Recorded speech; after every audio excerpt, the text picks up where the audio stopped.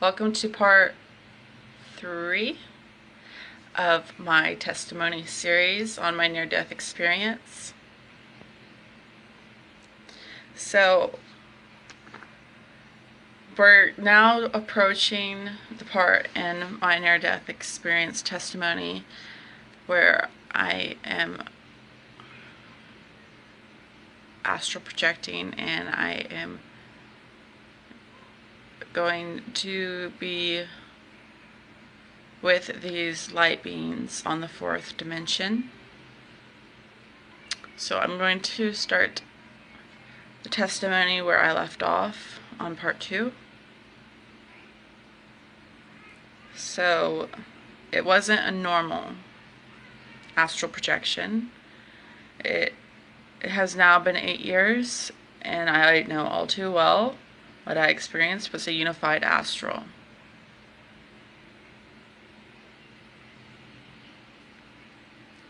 Okay? So it was like only having eyes.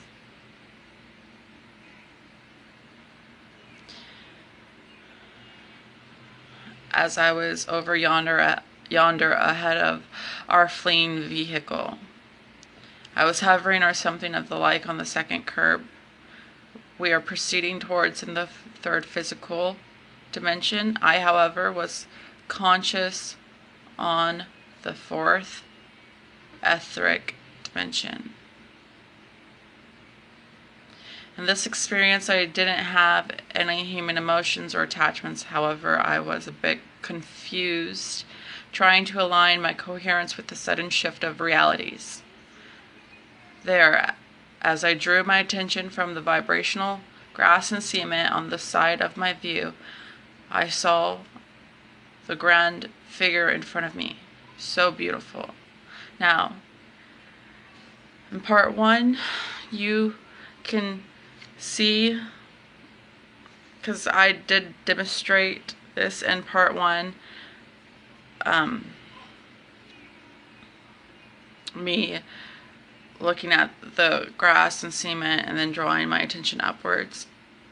So you can go back and look at part 1 for a better understanding of what I'm talking about. I also want to interject and say that I was in a unified astral projection. I was merged back into the quantum physics of this contiguous universe. But my focus, my awareness, my focus was drawn onto the 4th dimension.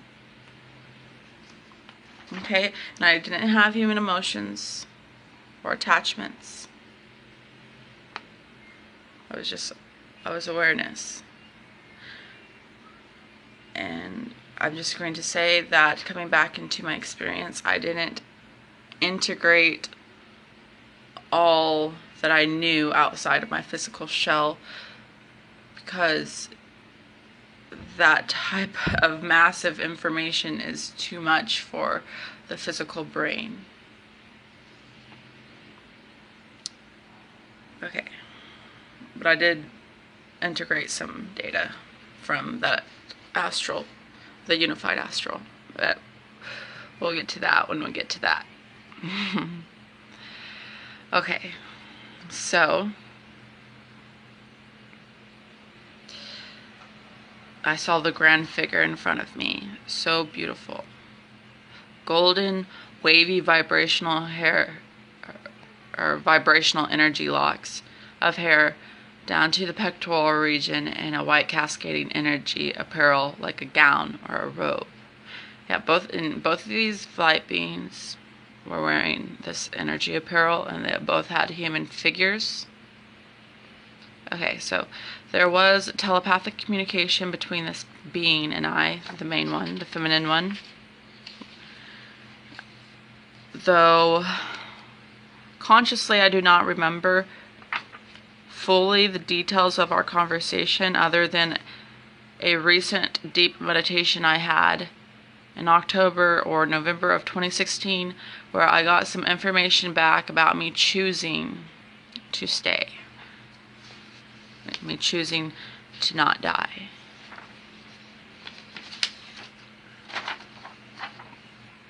Anyways, there was also a second light being off to the side of this main star being and I. That one had more of a masculine look with vibrational brown hair and like a buzz cut. He was not engaging with me, as I do remember looking over at him and noticing him looking at our car coming towards our location of the second curb in front of or on the front yard of the house next to the tree we will eventually hit in the physical realm.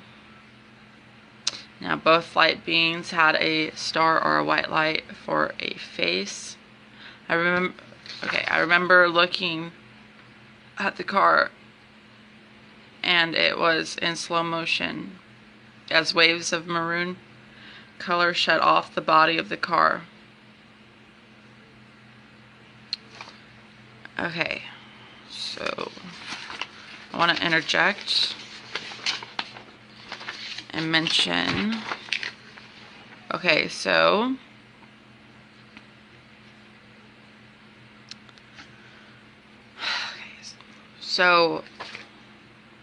we had just hit that first curb and I had this feeling of surrender come over me, and that's when I popped out of my body. So simultaneously we're still up in that area of by the first curb, and so then I'm projected out yonder onto the second curb where I'm with these two star beings or light beings. And first my attention, when first coming out of my body, I focused on, and I'm looking over at the vibrational grass and the vibrational cement of the curb and street all to the side, because it's a holographic mirror of the third dimension. It's like vibrational energy. And anyways, so we just hit the first curb. Then viewing the grass and cement, I draw my attention towards the main star being the feminine one, and then I look over to my right and am viewing the second masculine light being, and he wasn't engaging with me. You see, because there was a moment, and it was happening really fast. Like, I had this telepathic communication with the main star being telepathically, like right whenever I drew my attention upward and was viewing it, telepathic communication was happening right then and there. And then I drew my attention towards the male star being, and he wasn't engaging with me. And he was looking at our car, which it was coming down really fast now, because we had just hit that first curb. And so now in the third dimension, we're on our way to meeting up with this second curb.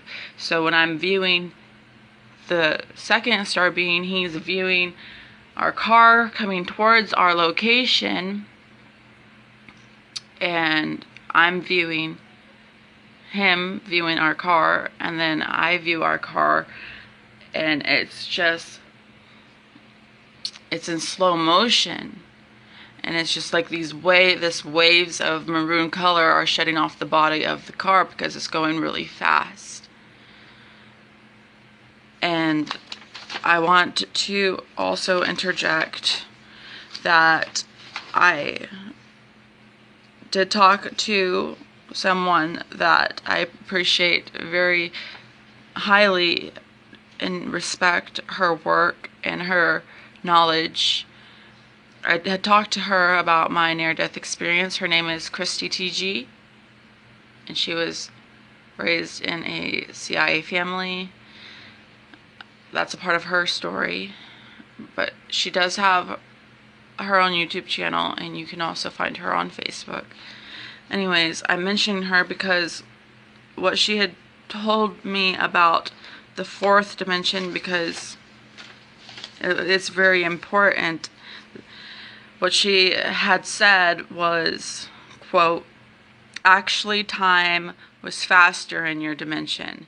And so the car, which you were seeing, was in 3D as you viewed it from 4D, was moving the same speed, and your faster rate of data comprehension just made it feel as if it was going slower. And then I put clarification, Christie, quotations, higher order, because that's how she's been classified. Anyways, but if you're interested in all of that, you can go look her up. Anyways, back to my testimony. Okay. So, yeah, so the waves of color are coming off of the car, and it's in slow motion. Okay.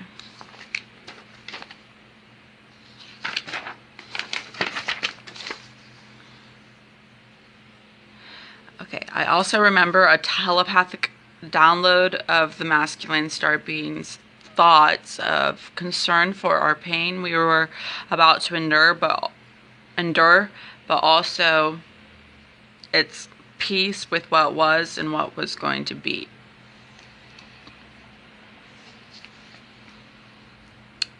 Okay, so as the car in my physical body hit the second curb, where my consciousness was lingering like a magnet, I was drawn back into my physical experience. I remember seeing our headlights on the tree as we moved towards it, and then Casey making one attempt to steer the car back onto the road,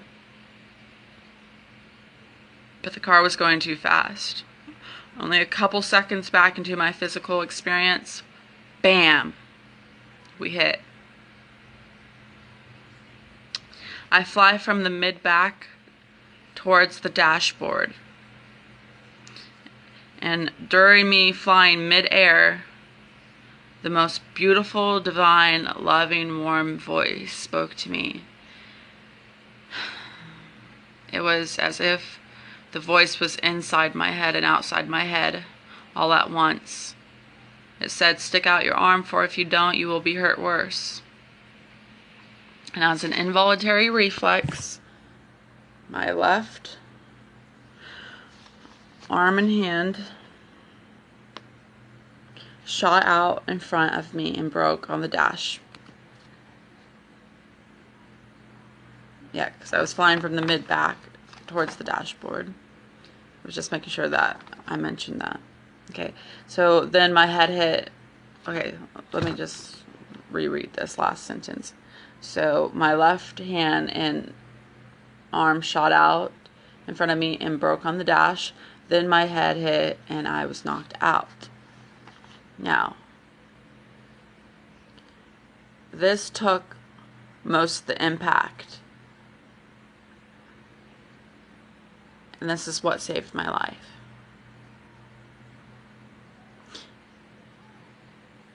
I do recall getting some downloads of the physics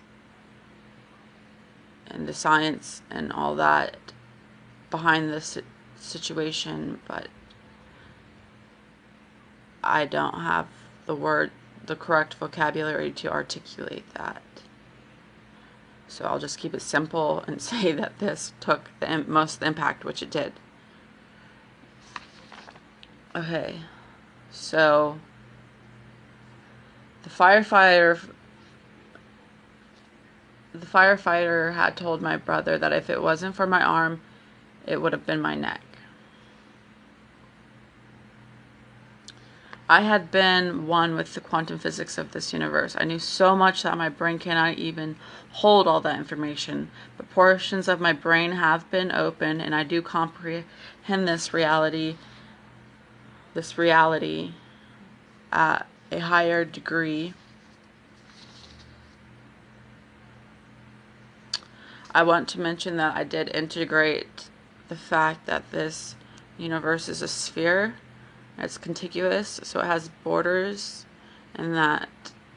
So, but I also want to say that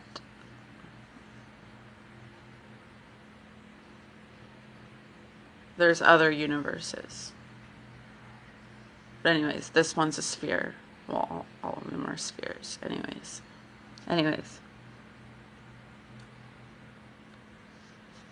Okay. Well, I can't say all of them are spheres. I'll just say, like, since I know this one's a sphere, this one is a sphere. It's contiguous. But I'm pretty sure that magnificent, intelligent creation echoes. Like, you can see echoes within this particular creation of universe. You can see how it echoes down to the smallest particle. And there's mirrors itself. Anyways, let's not get off track. That was quite an intense awakening for a just turned 16-year-old. I remember acknowledging the universe as a sphere. Also, I comprehend dimensions being intertwined and parallel to this physical realm. They're all on different frequencies. Let's see.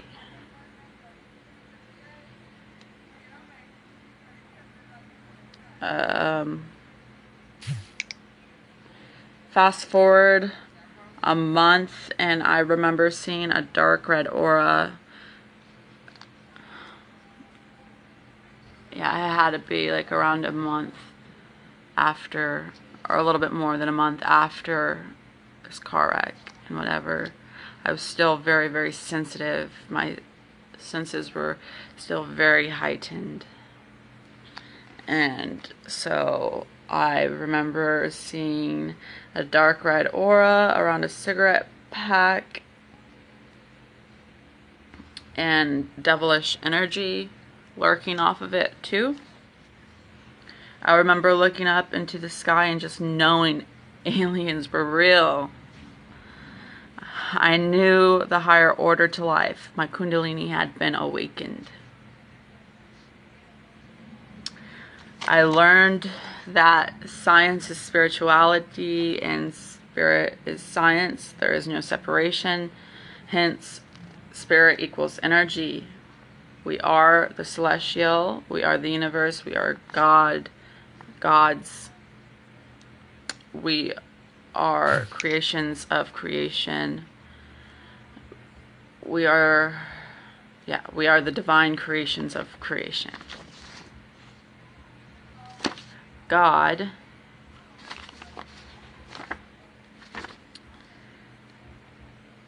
slash 0 point slash universe slash source consciousness is a super advanced, super intelligent, super complex, ever thinking, ever perceiving, ever learning, ever unconditionally loving through all that is. You and I are focal points of that consciousness. Every detail, the planets, down to the vibration inside of an atom is God. Now, for like I know religions are pretty mainstream and really big on this planet, and that's fine. And yes, deities have their purpose. Ascended masters, deities, they have their purpose.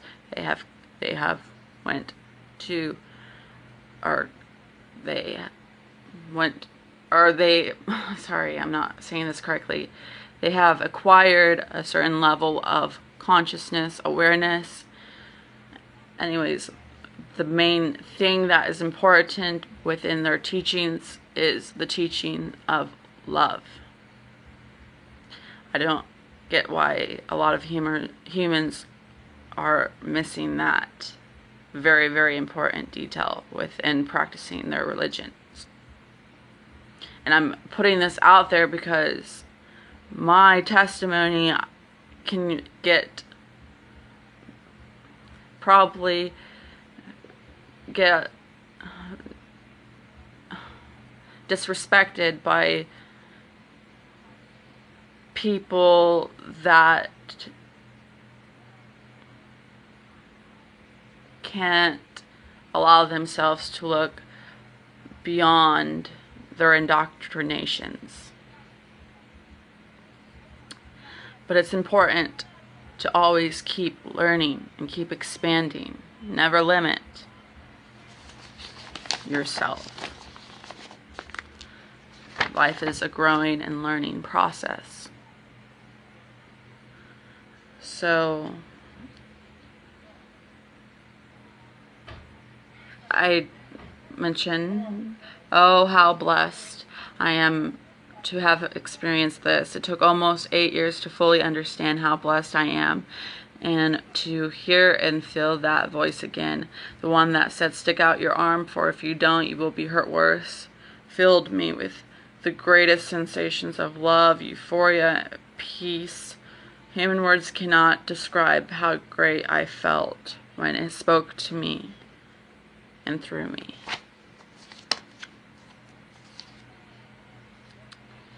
I do not fear death, for our incarnation may be temporary, but we are eternal, no time and all time.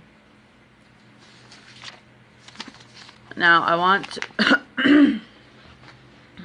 to mention in this vlog the quantum aspect of the light beings and the voice. They are all extensions of me. The light beings being a higher resonance of my consciousness layer. Like they're the layer, the higher resonance. And also the voice is an extension of me also. And so with the telepathic communication I had with the main star being, and now that I know, since I did that deep meditation last year, focusing on the telepathic communication I had, did a deep meditation on it, and I received information back that I had chose to not die. So also flying from the mid-back towards the dashboard and the voice talking to me and through me, and the reflex of this arm and hand shooting out. I also remember getting having this download,